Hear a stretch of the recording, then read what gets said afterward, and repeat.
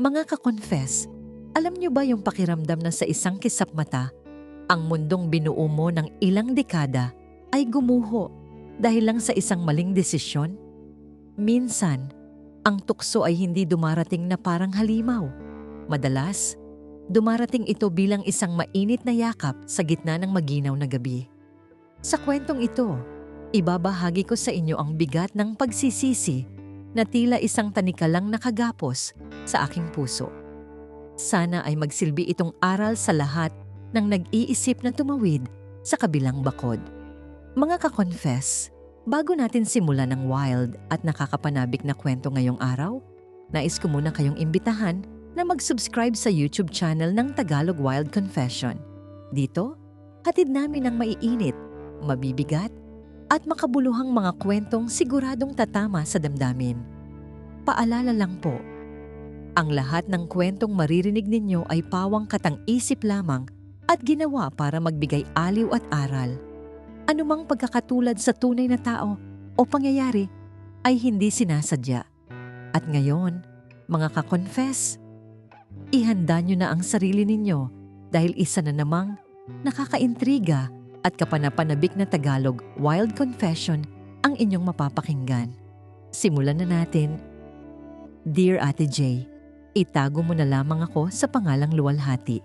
Nagsimula ang lahat sa isang maulan na hapon sa lungsod ng Vigan.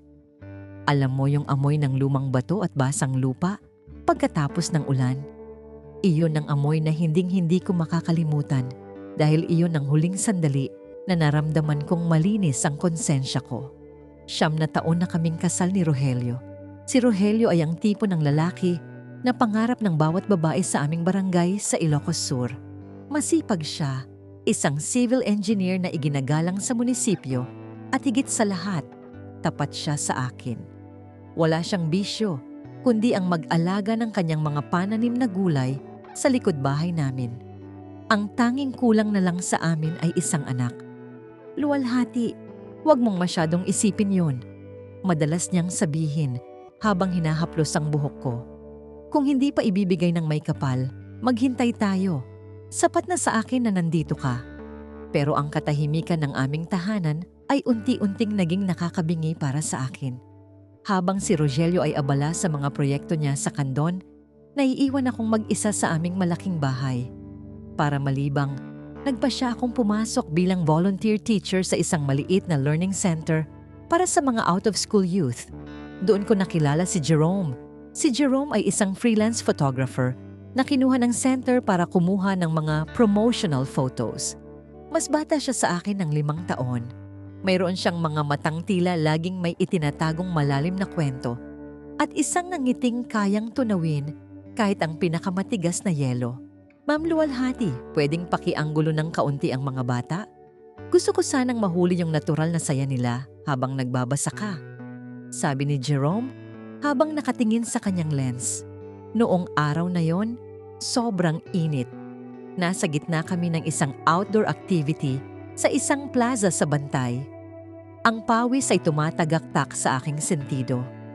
Napansin yun ni Jerome. Hindi ko inaasahan na lalapit siya at mag-aabot ng isang malamig na bote ng tubig. Salamat Jerome, sabi ko. Medyo nailang dahil sa titig niya. Wala iyon ma'am. Kanina ko pa napapansin. Masyado kayong seryoso sa trabaho. Minsan kailangan din nating huminga. Sagot niya habang nakasandal sa isang lumang puno ng akasya. Hindi ko alam kung bakit, pero ang simpleng pag-uusap na yon ay nauwi sa mahabang huntahan.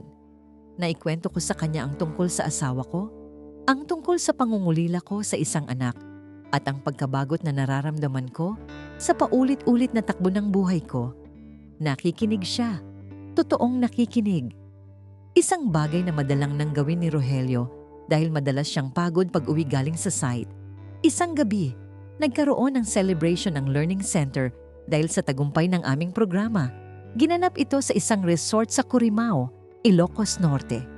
Nandoon ang mga kasamahan ko sa trabaho tulad nina Marites at Bernardo na abala sa pagkakantahan sa videoke.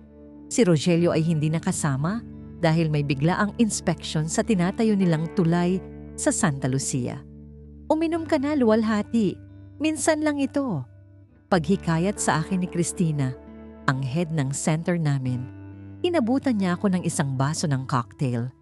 Hindi ako sanay uminom, pero dahil sa bugso ng nararamdamang kalungkutan at pag-iisa, tinanggap ko ang baso. Habang lumalalim ang gabi, ang lahat ay tila naging malabo. Ang tunog ng mga alon sa Curimaw ay sumasabay sa pintig ng puso ko. Lumabas ako ng function hall para kumuha ng sariwang hangin sa dalampasigan. Doon, nakita ko si Jerome na nakaupo sa buhanginan, bit-bit ang kanyang kamera. "Hindi ka pa natutulog?" Tanong ko. Medyo gumigiwang ang lakad. Tumayo siya at agad akong inalalayan sa braso.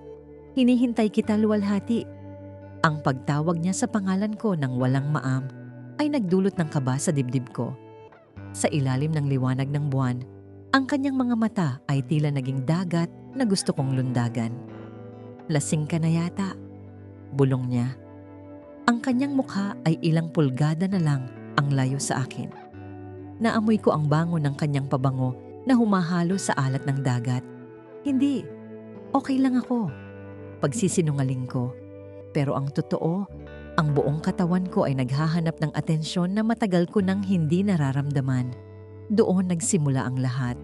Sa isang kubo malapit sa dalampasigan, ang aking katapatan kay Rogelio ay unti-unting naglaho, kasabay ng bawat halik ni Jerome. Sa mga sandaling iyon, nakalimutan ko ang aking panata sa altar. Nakalimutan ko ang 9 na taon naming pagsasama ni Rogelio. Ang tanging naramdaman ko lang ay ang init ng balat ni Jerome at ang panandaliang saya na dulot ng kanyang mga haplos. Kinaumagahan, nagising akong may mabigat na dibdib. Ang sikat ng araw sa bintana ng resort ay tila naging saksi sa aking kasalanan. Katabi ko si Jerome, mahimbing na natutulog. Dali-dali akong nagbihis at umalis nang hindi nagpapaalam. Pag-uwi ko sa bahay namin sa Vigan, sinalubong ako ni Rogelio na may dalang mga sariwang bulaklak nang gumamela mula sa garden niya. "Kumusta ang party, mahal?" Tanong niya habang hinalikan ako sa noo. "Pasensya ka na at hindi ako nakasunod, ha? Napuyat din ako sa site pero naisip kita buong gabi." Gustong kumawala ng mga luha sa mata ko. Paano niya ako nagagawang nanggitian ng ganoon katamis habang ako ay may dalang dumi sa aking pagkatao? "Okay lang, Rogelio. Medyo pagod lang ako." Matipid kong sagot bago ako nagmadaling pumasok sa banyo para maligo, umaasang mahuhugasan ng tubig ang lahat ng nangyari kagabi sa Curimaw. Pero ang pagkakamaling iyon ay hindi pala natatapos sa isang gabi lang. Makalipas ang 3 linggo, nagsimula akong makaramdam ng hilo tuwing umaga. Ang paborito kong amoy ng sinangag na niluluto ni Aling Nena, ang aming kapitbahay na laging nagpapadala ng ulam, ay biglang naging nakakasuka. Kinabahan ako. Pumunta ako sa isang botika sa Lauag para bumili ng pregnancy test, malayo sa mga kakilala ko. Sa loob ng banyo ng isang fast food chain, nanginginig kong tiningnan ang resulta. 2 guhit. Hindi ako pwedeng magkamali. 9 na taon naming hinintay ito ni Rogelio. 9 na taon kaming nagdasal sa simbahan ng Santa Monica sa Sarat. Pero alam ko ang katotohanan. Nitong nakaraang buwan, walang nangyari sa amin ni Rogelio dahil palagi siyang nasa malayo at abala sa trabaho. Ang batang dinadala ko ay hindi kay Rogelio. Ito ay kay Jerome. Habang nakatingin ako sa salamin, nakita ko ang isang babaeng hindi ko nakilala. Isang babaeng nagtaksil sa pinakamabuting lalaking nakilala niya. At ang mas masakit, ang regalong matagal naming hiniling ay dumating sa paraang wawasak sa aming pamilya. Isang araw, habang nag-aalmusal kami, napansin ni Rogelio na hindi ko ginalaw ang aking pagkain. "Luwalhati, may sakit ka ba?" "Maputla ka," pag-aalala niya. Lumapit siya at hinawakan ng noo ko. "Rogelio, may sasabihin ako," pabulong kong sabi. Habang ang mga kamay ko sa ilalim ng lamesa ay mahigpit na nakakuyom. "Ano yun, mahal? May problema ba sa school?" "Buntis ako." Maikli kong sagot. Nanlaki ang mga mata ni Rogelio. Ang kutsarang hawak niya ay nalaglag sa sahig. Sa isang sandali, nakita ko ang purong kaligayahan sa kanyang mukha. Isang kaligayahang tila Isang kutsilyong sumasaksak sa puso ko. Ano? Totoo ba? Luwalhati. Salamat sa Diyos. Binuhat niya ako at inikot-ikot sa aming sala. Sa wakas, dininig din ang panalangin natin. Kailangan nating sabihin kina Nanay Ising at Tatay Berting sa Bacolod. Tuwang-tuwa sigurado ang mga biyenan ko. Hindi ako makapagsalita. Gusto kong sumigaw. Gusto kong sabihin ang totoo. Pero ang makita si Rogelio na ganoon kasaya ay nagparalisa sa akin. Paano ko sasabihin na ang batang ipinagdiriwang niya ay bunga ng isang gabing pagkakamali? Dapat mag-ingat ka na simula ngayon. Patuloy ni Rogelio, hindi man lang napapansin ang panlalamig ko. Tatawagan ko rin si Dr. Salvacion para makapag-set ng appointment sa klinik niya sa Batak. Naging mas maasikaso si Rogelio. Araw-araw ay dinadalhan niya ako ng mga prutas na galing pa sa palengke ng Narvacan. Ang aming mga kapitbahay na sina Manggorio at Aling Presi ay panay na rin ang bati sa amin tuwing dumadaan kami. Congrats, Rogelio! Sa wakas, magiging tatay ka na!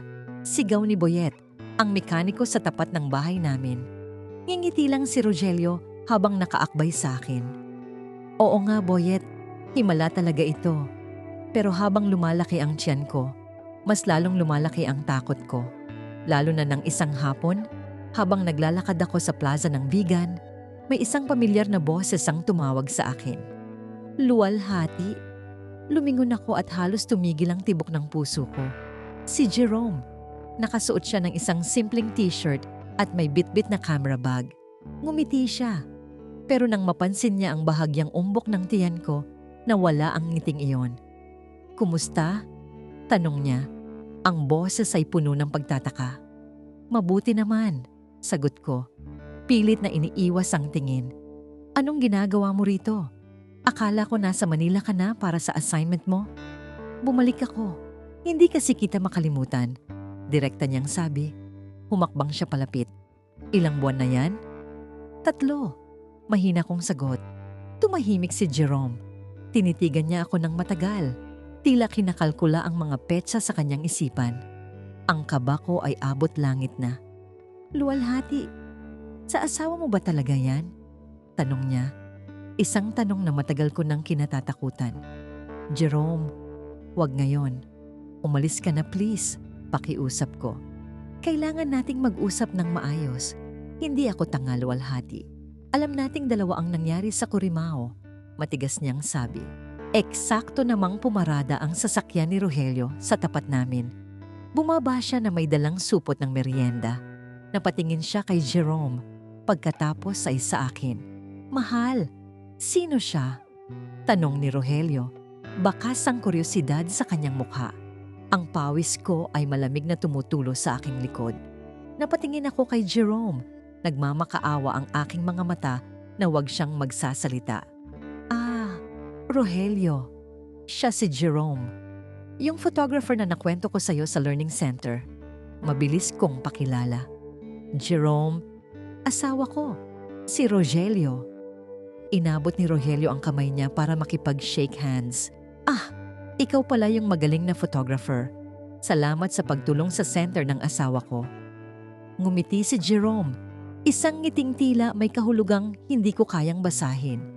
Walang anuman, Sir Rogelio. Marami nga po kaming pinagsamahan ni Luwalhati sa trabaho. Ang bawat salita ni Jerome ay tila isang babala. Pakiramdam ko ay nakatayo ako sa isang manipis na hibla ng sinulid at anumang oras ay maaari itong maputol. Sige po, mauuna na ako. Marami pa akong dapat ayusin, sabi ni Jerome bago tumalikod. Pero bago siya tuluyang lumayo, muli siyang lumingon sa akin. Luwalhati, magkikita pa tayo. Pag-uwi namin sa bahay, naging tahimik ako. Si Rogelio naman ay abala sa pag-aayos ng silid na gagawin niyang nursery. Mahal, sa tingin mo, blue o yellow ang dapat nating ipinta rito? Tanong niya habang hawak ang isang sample ng pintura. Kahit ano, Rogelio, sagot ko habang nakatulala sa bintana. May problema ba? Parang hindi ka mapakali simula nang makita natin yung Jerome kanina. Pansin ni Rogelio. Lumapit siya sa akin at hinawakan ang aking mga balikat. Masyado ka bang napagod sa paglalakad? Siguro nga. Gusto ko lang munang magpahinga. Sabi ko at nagtuloy sa kwarto. Kinabukasan, nakatanggap ako ng text mula sa isang hindi kilalang numero. Magkita tayo sa lumang simbahan sa Santa Maria, 4:00 ng hapon. Huwag mong isama ang asawa mo kung ayaw mong malaman niya ang totoo. Alam kong si Jerome iyon. Wala akong choice kundi ang pumunta. Sumakay ako ng bus, patungong Santa Maria, malayo sa mga mata ng mga kakilala namin sa Bigan. Ang hagdanang bato patungo sa simbahan ay tila mas matarik kaysa sa dati. Hingal na hingal ako nang makarating sa itaas. Nadatnan ko si Jerome na nakatayo sa tabi ng malaking kampanaryo. Bakit mo ba ako ginugulo, Jerome? Bulyaw ko sa kanya pagkalapit ko. May buhay na ako. Iwan mo na kami. Buhay? Ang mamuhay sa kasinungalingan luwalhati. Malamig niyang sagot. Anak ko yan. Ramdam ko. At hindi ako papayag na ibang lalaki ang magpapalaki sa kanya habang ako ay nakatingin lang sa malayo. Hindi mo alam yan. Pwedeng kay Rogelio ito. Sigaw ko. Kahit sa loob-loob ko ay alam kong nagsisinungaling ako. Nagtanong-tanong ako luwalhati. Alam ng lahat sa center na wala ang asawa mo noong mga panahong yun. At alam din nilang matagal na kayong sumusubok pero hindi kayo magkaanak. Isang gabi lang sa akin na buntis ka. Hindi ka ba nagtataka? Napaupo ako sa isang bench. Hindi ko na mapigilan ng pag-iyak. Ano bang gusto mo? Pera? Sasabihin ko kay Rogelio na kailangan ko ng pera, ibibigay ko sa'yo, iwan mo lang kami. Lumapit si Jerome at lumuhod sa harap ko. Hindi pera ang gusto ko. Gusto ko kayo. Ikaw at ang bata. Luwalhati, hindi ko ginusto na mangyari ito. Pero noong gabi sa Corimao, naramdaman ko na may koneksyon tayo. Hindi lang yun basta libog. Para sa'yo, koneksyon yun. Para sa akin, pagkakamali yun. Sigaw ko sa kanya. May asawa akong mahal ako. Isang mabuting tao si Rogelio. Mabuting tao na niloloko mo araw-araw? Ganti ni Jerome. Sa tingin mo, hanggang kailan mo maitatago ang mukha ng bata? Paano kung paglabas niyan, kamukhang kamukha ko? Paano mo ipaliliwanag yon sa asawa mo at sa buong vegan? Natigilan ako. Iyon ang pinakamalaking kinatatakutan ko. Ang mga tao rito ay mapanuri. Ang pamilya ni Rogelio, lalo na ang kanyang kapatid na si Imelda na laging nakabantay sa bawat kilos ko, ay siguradong mapapansin kung may kakaiba sa bata. Bigyan mo ako ng oras, Jerome. Please, pagmamakaawa ko. 1 linggo luwalhati. 1 linggo para mag-isip ka. Kung hindi ka sasama sa akin sa Manila, ako mismo ang pupunta sa bahay niyo at kakausapin ang asawa mo. Hindi ko hahayaang lumaki ang anak ko na hindi man lang alam na ako ang tatay niya. Umalis si Jerome at naiwan akong mag-isa sa tapat ng simbahan. Ang langit ay nagsimulang magdilim. Tila nagbabadya ng isa na namang malakas na bagyo. Pag-uwi ko, nadatnan ko ang mga magulang ni Rogelio na sina Tatay Delfin at Nanay Rosa. Galing pa sila sa San Ildefonso para magdala ng mga sariwang itlog at gatas para sa akin. Naku, luwalhati, ingatan mo ang apo namin, ha? Masayang sabi ni Nanay Rosa habang hinahaplos ang tiyan ko. Kay tagal naming ipinagdasal na magkaroon ng kalaro ang mga anak ni na Edgar at Lourdes. Sina Edgar at Lourdes ay ang mga pinsan ni Rogelio na nakatira sa kalapit bahay. Ang buong angkan nila ay nakatuon na ang atensyon sa batang dinadala ko. Oh, bakit tila namamaga ang mga mata mo? Tanong ni Tatay Delfin, napansin ng aking matamlay na aura. Napuwing lang po ako sa biyahe kanina. Galing po kasi ako sa simbahan, nagpasalamat. Palusot ko. Kinagabihan, hindi ako makatulog. Pinapanood ko si Rogelio habang mahimbing na natutulog sa tabi ko. Ang kanyang mukha ay napakapayapa. Paano ko sisirain ang kapayapaang yon? Lumipas ang mga araw na parang isang bangungot. Bawat tunog ng cellphone ko ay nagpapatalon sa puso ko sa takot na si Jerome na naman ang tumatawag. Isang gabi, Habang nagluluto ako ng hapunan, nakatanggap ako ng litrato mula sa kanya. Litrato namin noong gabi sa Corimao. Hindi ko alam na kumuha pala siya ng picture habang nakasandal ako sa balikat niya sa tabi ng dagat. Ang ganda mo rito, luwalhati. 3 araw na lang. Hindi ko na alam ang gagawin ko. Nagpasya akong kumonsulta sa aking matalik na kaibigan sa Bawang, La Union, na si Clarissa. Si Clarissa ang nakakaalam ng lahat ng sikreto ko simula bata pa kami. Nagkita kami sa isang maliit na karinderya. Matapos kong ikwento ang lahat, napahawak na lang siya sa kanyang ulo. Luwalhati, napakalaking gulo nito, sabi ni Clarissa. Si Jerome, mukhang seryoso siya sa banta niya. At si Rogelio, hindi deserve ni Rogelio ang ganito. Alam ko, Clarissa, alam na alam ko. Pero anong gagawin ko? Kung sasama ako kay Jerome, wawasakin ko ang puso ni Rogelio at ang dangal ng pamilya namin. Pero kung mananatili ako rito, habang buhay akong matatakot na baka isang araw ay bigla na lang siyang sumulpot. May isa pang paraan, bulong ni Clarissa, ang boses ay puno ng alinlangan. Sabihin mo na sa kanya ang totoo, ngayon na, bago pa maunahan ni Jerome. Hindi ko kaya, Clarissa. Baka patayin ako ni Rogelio. O baka mas masama. Baka hindi niya ako mapatawad at tuluyan siyang masira. Pag-uwi ko mula sa La Union gabi na, madilim ang paligid ng aming bahay maliban sa isang ilaw sa sala. Pagpasok ko, nakita ko si Rogelio na nakaupo sa sofa, may hawak na isang envelope. Ang puso ko ay tila gustong kumawala sa aking lalamunan. Iyon ang envelope kung saan itinatago ko ang ilang gamit ko sa school. Pero alam kong nandoon din ang ilang notes na isinulat ko noong mga panahong naguguluhan ako, mga notes na hindi ko dapat isinulat. Rogelio? Tawag ko. Nanginginig ang boses. Dahan-dahan siyang lumingon sa akin. Ang kanyang mga mata na dati ay puno ng pagmamahal, ngayon ay puno ng sakit at kalituhan. Luwalhati, sino si Jerome? Tanong niya. Ang boses ay mababa pero ramdam ang bigat. At bakit may nakita akong picture niyo sa ilalim ng cabinet natin? At bakit? Bakit may sulat ka rito na nagsasabing, sana hindi na lang nangyari ang gabing yon sa Corimao? Nabitawan ko ang aking bag. Ang mga luha na kanina ko pa pinipigilan ay tuluyan ng bumuhos. Ito na yun, ang sandaling kinatatakutan ko. Rogelio, hayaan mong magpaliwanag ako? Magpaliwanag? Luwalhati, magsasampung taon na tayong magkasama.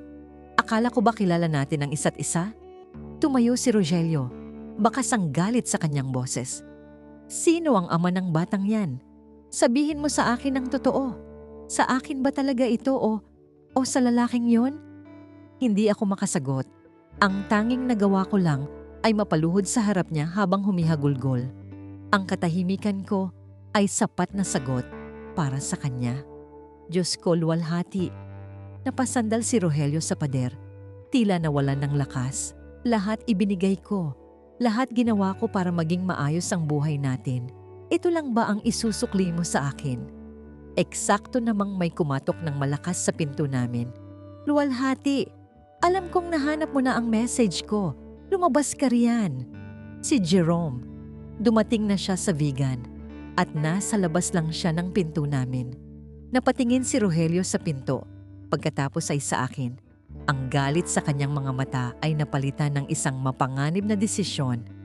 Kinuha niya ang kanyang jacket at lumakad patungo sa pinto. Rogelio, wag! Please! Sigaw ko.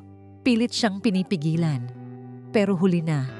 Binuksan ni Rogelio ang pinto at doon, sa ilalim ng poste ng ilaw sa harap ng aming bahay, nagharap ang 2 lalaking wawasak at bubuo sa aking buhay. Si Jerome ay nakatayo ng matuwid, habang si Rogelio ay nanginginig sa galit. Ang mga kapitbahay namin, kabilang na si Mang Carding, na laging nagbabantay sa kanyang tindahan, ay nagsimula ng maglabasan para makitingin. Ikaw ba ang lalaking tinutukoy niya? Tanong ni Rogelio kay Jerome. Ako nga. At nandito ako para kunin ang akin. Sagot ni Jerome, walang takot sa kanyang mga mata. Isang malakas na suntok Ang pinakawalan ni Rogelio na tumama sa panga ni Jerome. Bumagsak si Jerome sa semento, pero agad din siyang nakabangon at gumanti. Nagsimula ang isang madugong suntukan sa gitna ng kalsada ng Vigan sa harap ng maraming tao. "Tumigil na kayo! Please, tumigil na kayo!" Sigaw ko habang pilit silang inaawat, pero itinulak lang ako palayo. Tumakbo palapit si SPO Isa Fernando, ang pulis na nakatira sa dulo ng kalsada namin, para mamagitan. Kasunod niya sina Tito Boy at Kuya Jun na tumulong sa pag-awat sa dalawa. "Ano bang nangyayari rito? Rogelio! Jerome! Tumigil kayo!" Sigaw ni SPO Isa Fernando. Dinala silang dalawa sa presinto. Naiwan ako sa gitna ng kalsada, nakaluhod, habang ang mga mata ng mga tao ay nakatingin sa akin ng may panghuhusga. Ang dating respeto nila sa akin bilang isang guro at asawa ng isang engineer ay naglaho na sa loob lang ng ilang minuto. Dumating ang kapatid ni Rogelio na si Imelda. Lumapit siya sa akin, pero hindi para tulungan ako. "Nakakasuka kaluwalhati," bulong niya. Sapat lang para marinig ko. "Matapos ang lahat ng ginawa ng kuya ko para sa'yo, ito ang gagawin mo? Huwag mong asahan na makakatapak ka pa sa bahay na ito." Pinalayas ako ni Imelda sa sarili naming bahay ng gabing iyon.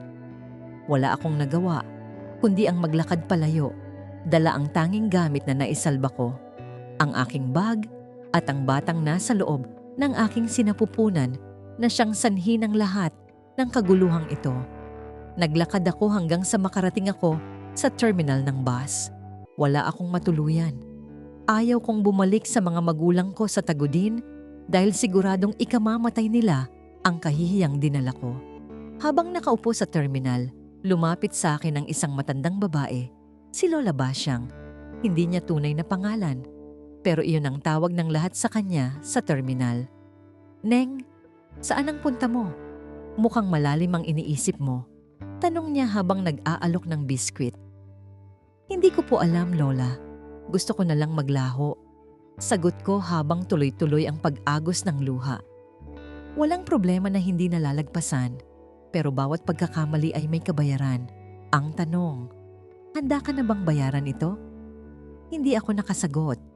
Ang kabayaran ba ay ang mawala ang lalaking minahal ko ng halos isang dekada? O ang mabuhay kasama ang isang lalaking hindi ko naman talaga mahal, para lang sa kapakanan ng isang bata?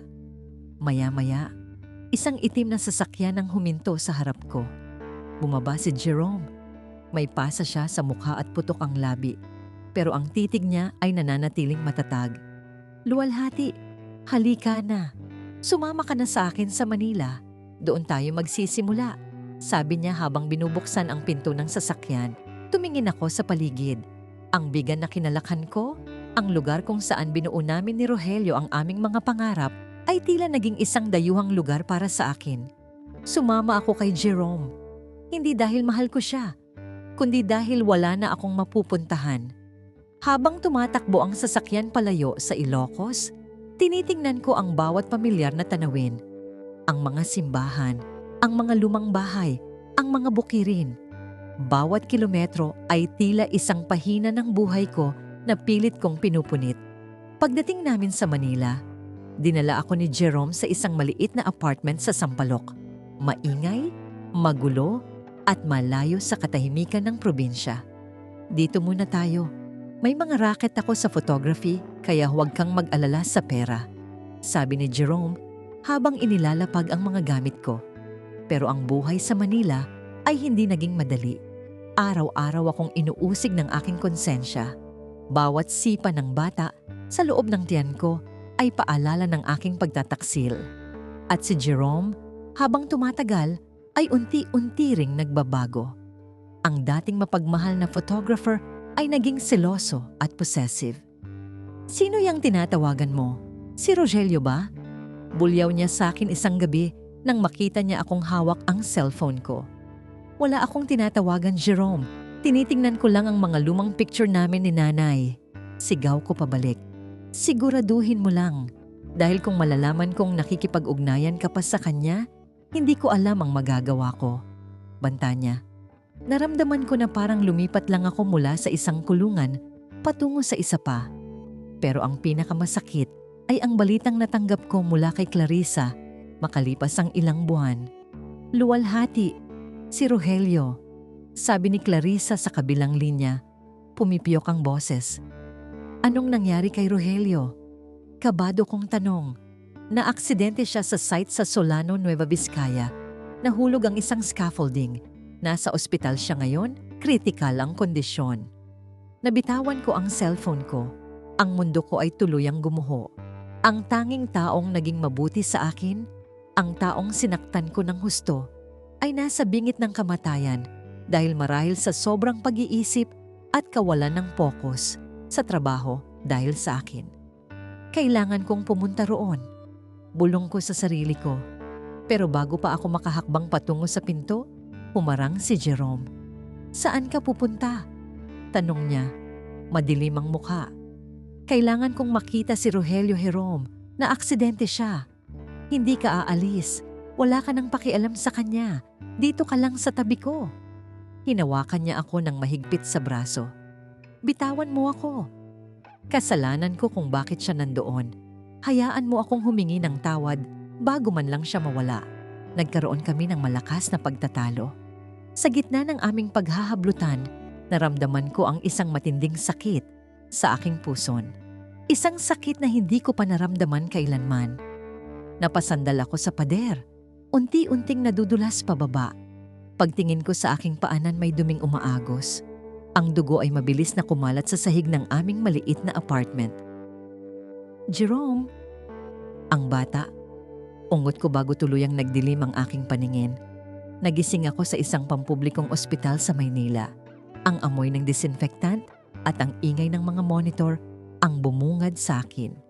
Katabi ko ang isang nurse na nagngangalang Nurse Grace. Ma'am Luwalhati, gising na po kayo.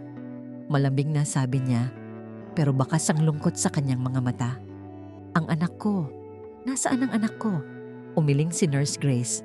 Pasensya na po, hindi po kinaya ng bata. Dahil sa sobrang stress at trauma na naranasan nyo, nagkaroon po kayo ng placental abruption. Nawala ang bata. Ang tanging bagay na nag-uugnay sa akin kay Jerome, ang tanging dahilan kung bakit iniwan ko ang lahat ay wala na. Pakiramdam ko ay pinarurusahan ako ng langit sa lahat ng aking kasalanan. Nasaan si Jerome? Wala siya sa tabi ko. Ayon sa nurse, umalis daw ito matapos malaman na wala na ang bata. Tila ba ang pagmamahal na sinasabi niya ay nakabase lang sa batang dinadala ko. Lumipas ang 2 araw at sa kabila ng panghihina, nagpasya akong tumakas sa ospital. Kailangan kong makarating sa Nueva Vizcaya. Kailangan kong makita si Rogelio. Gamit ang natitira kong pera, sumakay ako ng bus patungong Hilaga. Ang biyahe ay tila walang katapusan. Bawat lubak ng daan ay nagdudulot ng sakit sa aking katawan. Pero wala itong kumpara sa sakit na nararamdaman ng aking puso. Nang makarating ako sa ospital sa Solano, agad kong itinanong ang kwarto ni Rogelio. Excuse me, nasaan po ang kwarto ni Mr. Rogelio? Tanong ko sa information desk kung saan nakaupo si Miss Divina. Tiningnan ako ni Miss Divina nang may pagtataka. Kaano-ano po kayo? Asawa niya po ako. Nag-iba ang ekspresyon ng mukha niya. Ma'am, kakalipat lang po sa kanya sa intensive care unit kahapon. Pero, ang sabi po ng pamilya niya, bawal pong magpapasok ng kahit sino maliban sa mga magulang niya at kapatid. Pakiusap, Miss Divina. Kahit sandali lang, hindi niya alam na narito ako. Dahil sa awa, itinuro niya sa akin ang daan. Pagdating ko sa ICU, nakita ko si Imelda na nakaupo sa labas, kasama si Mang Teroy, ang matalik na kaibigan ni Rogelio. Nang makita ako ni Imelda, agad siyang tumayo at hinarangan ng pinto. Anong ginagawa mo rito, Luwalhati? Wala ka bang hiya? Galit niyang bulong. Imelda, parang awa mo na. Hayaan mo akong makita si Rogelio. Nawala na ang anak ko, wala na akong kahit ano. Hayaan mo lang akong humingi ng tawad. Nawala ang bata, natigilan si Imelda. Siguro nga, pati ang bata ay ayaw ng madamay sa dumi ng ginawa mo. Pero huli na ang lahat, luwalhati. Hindi ka na niya maririnig. Anong ibig mong sabihin? Comatose si Rogelio. Ang sabi ng doktor, maliit na ang tsansa na magising pa siya. At kung sakali mang magising siya, hindi namin hahayaan na ikaw ang unang makita niya. Napahagulgol ako sa tapat ng salamin ng ACU. Doon, nakita ko si Rogelio. Maraming tubo ang nakakabit sa kanya. Ang lalaking dati ay puno ng buhay, ngayon ay tila isang anino na lang. Tumalikod ako at lumayo. Hindi dahil ayaw ko na, kundi dahil na-realize ko na ang aking presensya ay hindi makakatulong sa kanyang paggaling. Ang bawat sandali na kasama ko siya ay lason na unti-unting sumira sa kanya. Nagpunta ako sa isang maliit na kapilya sa loob ng ospital. Doon, nakatagpo ko si Father Teodoro. Anak, bakit ka tumatangis ng ganyan? Tanong ng pari. Father, nagkamali po ako. Isang malaking pagkakamali na hindi ko na mababawi. Nawala ang asawa ko, nawala ang anak ko, at nawala ang sarili ko. May pag-asa pa ba para sa isang katulad ko? Huminga ng malalim si Father Teodoro. Ang Diyos ay mapagpatawad, pero ang buhay ay may mga batas na dapat sundin. Minsan, ang kapatawaran ay hindi nangangahulugan na maibabalik ang dati. Minsan, ang kapatawaran ay ang pagtanggap sa sakit at ang pagpapasya na magsimula muli, kahit gaano kahirap. Naisipan kong bumalik sa vegan, hindi para manirahan, kundi para harapin ang mga taong nasaktan ko. Pumunta ako sa bahay ni Nanay Rosa at Tatay Delfin. Sinalubong nila ako, hindi ng galit, kundi ng katahimikan. Isang katahimikan na mas masakit pa sa anumang sigaw. Luwalhati, bakit mo ginawa yon? Tanong ni Nanay Rosa habang nag-aayos ng mga gamit ni Rogelio na itatabi na sana nila. Hindi ko rin po alam, Nanay. Isang gabi ng kahinaan. Isang gabi na pagsisisihan ko habang buhay. Pinatawad ka na namin, anak. Sabi ni Tatay Delfin na ikinagulat ko.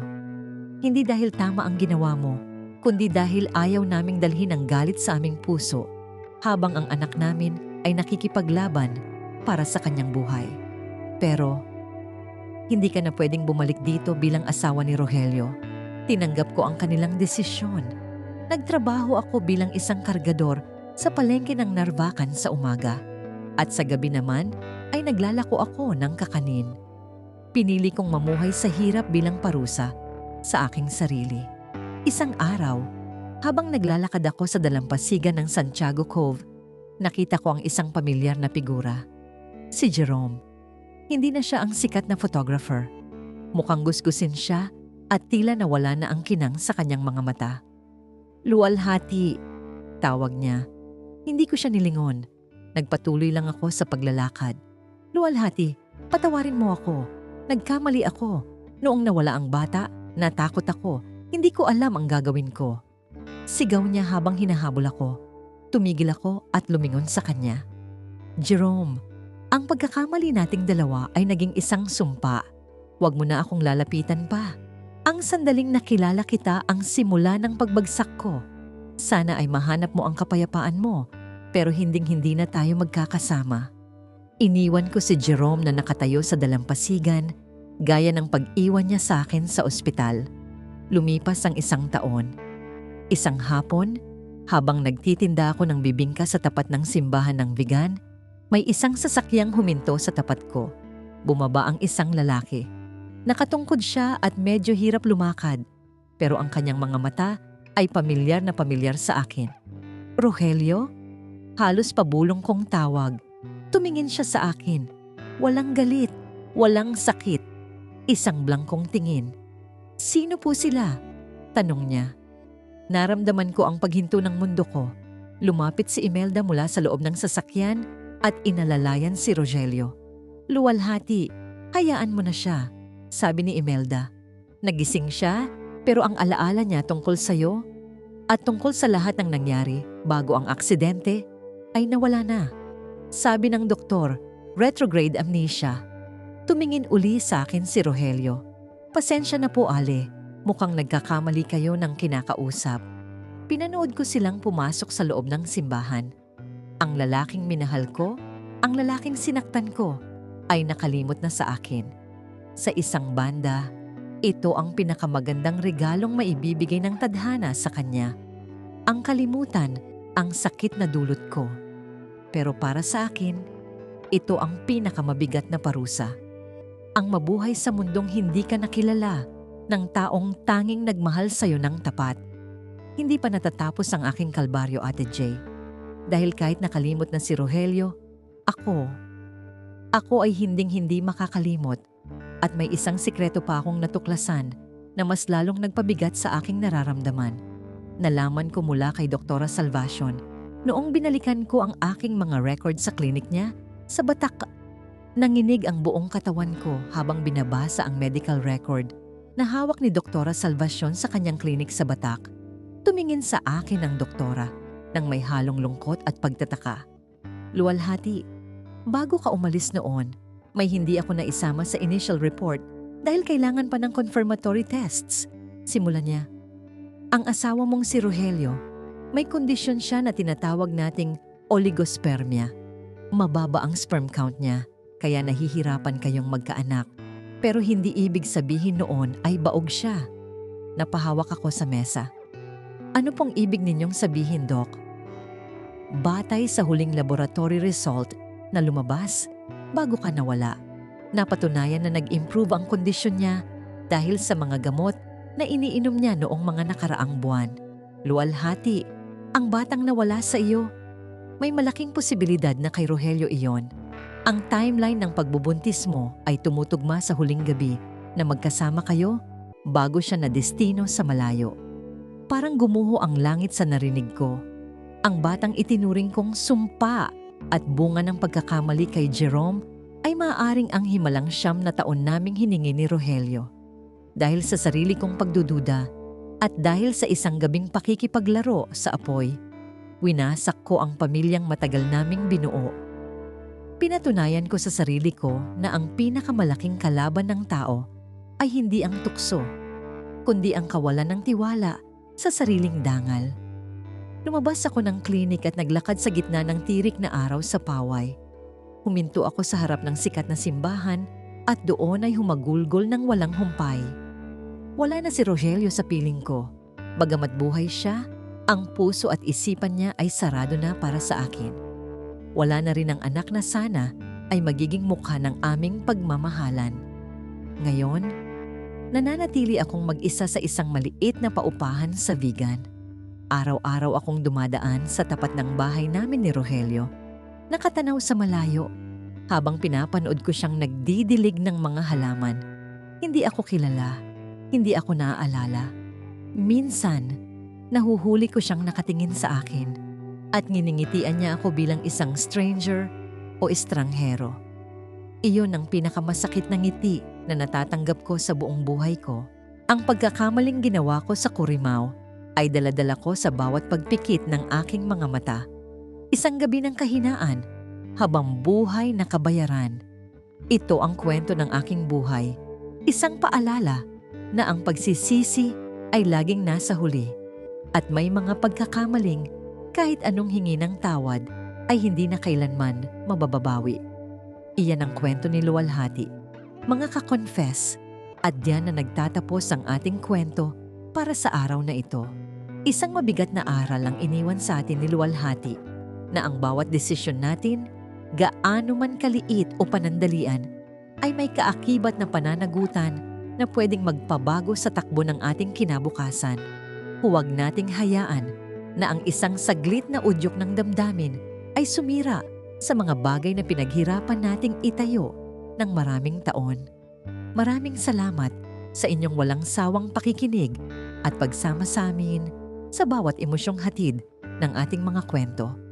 Kung kayo ay naantig o may napulot na aral, huwag kalimutang mag-subscribe dito sa ating YouTube channel na Tagalog Wild Confession.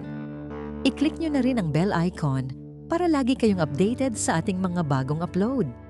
At para sa mas marami pang updates at kwentuhan, i-follow nyo rin ang aming Facebook page na Tagalog Wild Confession. Doon ay pwede rin kayong mag-send ng inyong sariling mga confession kung nais ninyong maibahagi ang inyong karanasan sa ating mga ka-confess. Muli, maraming salamat at hanggang sa susunod nating kwentong Tagalog Wild Confession. Ingat po tayong lahat.